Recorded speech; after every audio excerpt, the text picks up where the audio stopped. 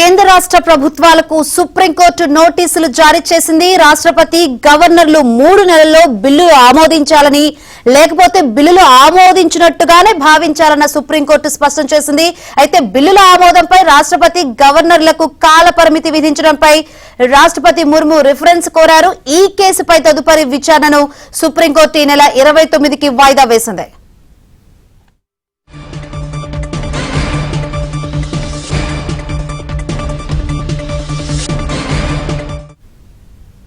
మరిన్ని వివరాలు అందించేందుకు మా ఢిల్లీ బ్యూరో చీఫ్ కృష్ణ సిద్ధంగా ఉన్నారు. కృష్ణ, ఈ బిల్లుల అంశంపై సుప్రీంకోర్టు జోక్యాన్ని ఏ విధంగా అర్థం చేసుకోవాలి? గతంలో రాష్ట్రపతి ద్రౌపది ముర్ము కూడా దీనికి సంబంధించి లేఖ కూడా రాశారు కదా. శంకరి, తమిళనాడు ప్రభుత్వం 2020 నుంచి అసెంబ్లీ ఆమోదించినటువంటి ఏదైతే 12 బిల్లులను తమిళనాడు గవర్నర్ ఆర్ఎస్ రవి కొన్ని నెలల పాటు ఆయన దగ్గర ఉంచుకున్నారు. వాటికి అనుమతి ఇవ్వకుండా, వాటిని ఆమోదించకుండా తన దగ్గర పెట్టుకోవడాన్ని తమిళనాడు ప్రభుత్వం సుప్రీంకోర్టులో సవాల్ చేసింది.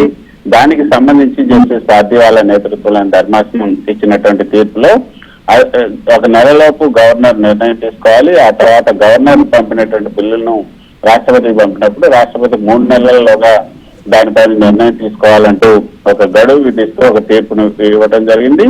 అయితే ఆ తీర్పులో కూడా ఒకవేళ ఆ గడువులోగా నిర్ణయం తీసుకోకపోతే వాటిని డీమ్డ్ టు బి ఆ బిల్లులు ఆమోదం పొందినట్లుగానే భావించాల్సి ఉంటుందని కూడా తీర్పులో స్పష్టం చేశారు.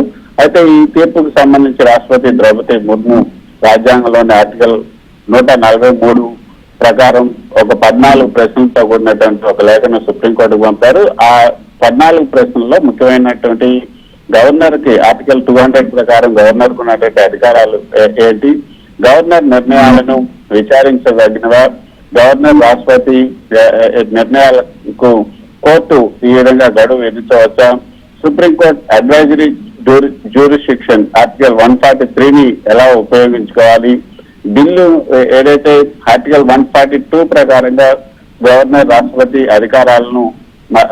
అధికారాల్లో మరొకరు జోక్యం చేసుకోవచ్చా, డీమ్డ్ అసెంట్ సిద్ధాంతాన్ని చట్టబద్ధం చేయవచ్చా, అసలు ప్రెసిడెంట్ ఆర్టికల్ 201 తీర్పులు ఏ మేరకు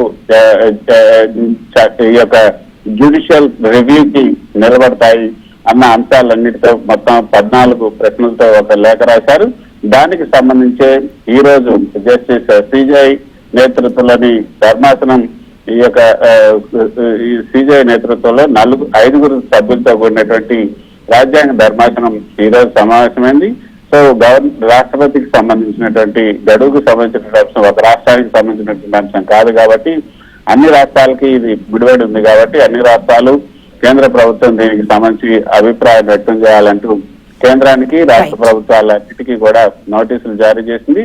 వచ్చే మంగళవారం నాటికి ఈ యొక్క వీటిపైన తమ అభిప్రాయాలు తెలియజేస్తే మళ్ళీ వచ్చే మంగళవారం దీనిపైన విచారణ జరుపుతామంటూ సిజై నేతృత్వంలోని రాజ్యాంగ ధర్మాసనం స్పష్టం చేసింది. Shankar, right, thank you Krishna.